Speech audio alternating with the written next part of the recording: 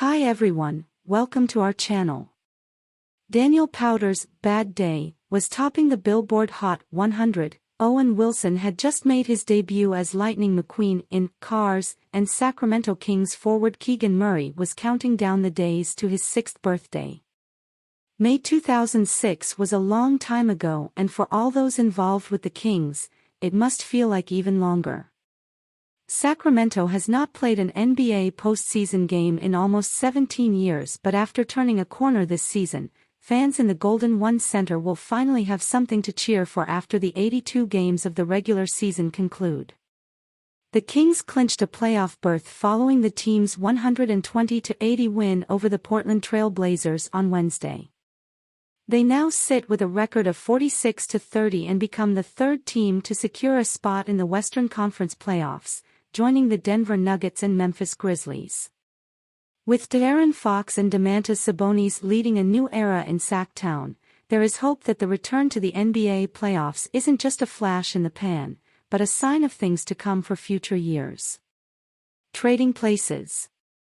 There were a lot of questions raised when the Kings opted to trade brilliant, young point guard Tyrese Haliburton to the Indiana Pacers in early 2022. Haliburton was drafted number 12 by the Kings and was seen by many as the point guard of the future for the franchise.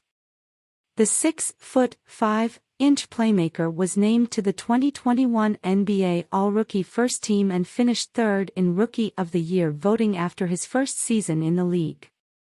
After averaging 13 points, 5.3 assists and 3 rebounds in his first year, Haliburton kept up the pace during his sophomore season and recorded a career-high 38 points and 17 assists early into his second year. However, the Kings began to have concerns over his long-term fit with Fox in their backcourt, and a subsequent blockbuster trade sent Haliburton to the Pacers. Buddy Hield and Tristan Thompson followed the guard to the Hoosier State with Justin Holiday, Jeremy Lamb, a 2023 second-round pick, and, most importantly, Sabonis heading to California. Like Fox alongside Haliburton, Sabonis was a star in a team which was not particularly well constructed around his skill set. The Lithuanian has excelled since arriving in Sacramento and is having one of his best years in the NBA in the 2022-23 season.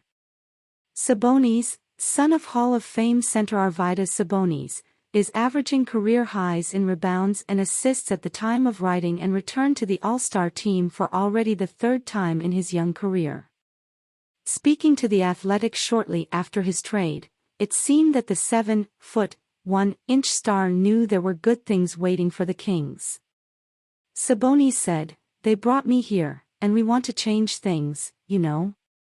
It'll be a lot of fun. It's just little by little. I think we're doing great things and going in the right direction. We're gonna have a big summer, we've been talking about it. And then we'll have a good training camp and get all the people together, you know? All change in the off-season."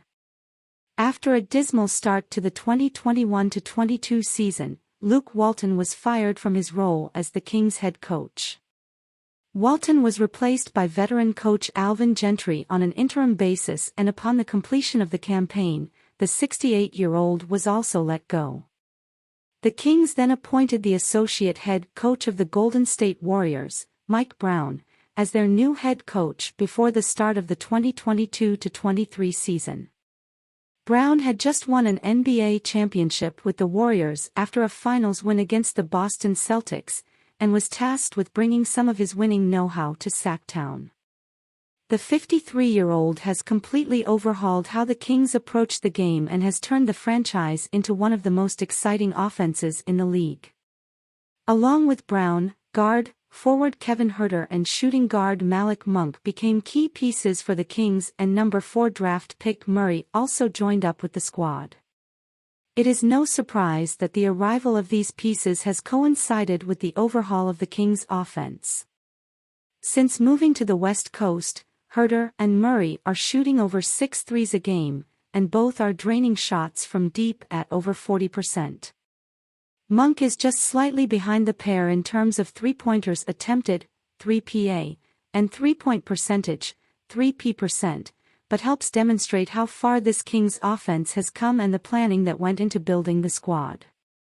The Kings ranked 21st in terms of three-point attempts per game last season while also shooting from deep at a 24th rated 34.4%. This term, Brown's team has climbed to 7th in the 3PA rankings with 36.9 attempts a game at a clip of 37.4%, 8th best in the NBA, again demonstrating the offensive changes that have been made. Another contributing factor to the Beam team's success are the performances of Fox in the clutch. The brilliant 25-year-old is on top of the NBA's clutch player ladder and has been vital in helping his side grind out crucial wins in key moments of the season. Attack is the best form of defense. So far this season, the Kings have led the league in points per game with a staggering 120.9. Last season, the Kings finished 16th in this ranking, averaging just 110.3 points per outing. The transition the team has made and the additions to the roster have been vital in terms of their increased offensive numbers. Summing up the franchise, the Kings top the offensive rating rankings but sit 26th in terms of defensive rating, demonstrating their all-out attack mentality. This was encapsulated in their record-breaking game against the Los Angeles Clippers. In the second highest scoring matchup in NBA history, the Kings won 176-175 in an incredible offensive display. Fox scored 42 and added 12 assists, with Monk leading the team in scoring with an impressive 45 from the bench with 6 threes. Light the beam. The fans at the Golden One Center have completely bought into the project and have also played their part in the Kings' success this season. After every home win, the Kings project a huge purple beam into the sky, in what has become a key part of the culture created at the franchise. With a win approaching, the entire arena erupts with chants of "Light the Beam." Light the Beam, which has created a social media sensation.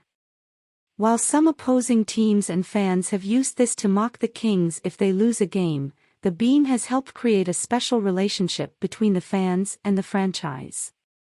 Whatever happens to Sacramento in the playoffs, it has turned things around this year while capturing the hearts of its fans by playing run-and-gun, fearless basketball. Everyone in Sacktown will be hoping they continue to light the beam throughout the postseason.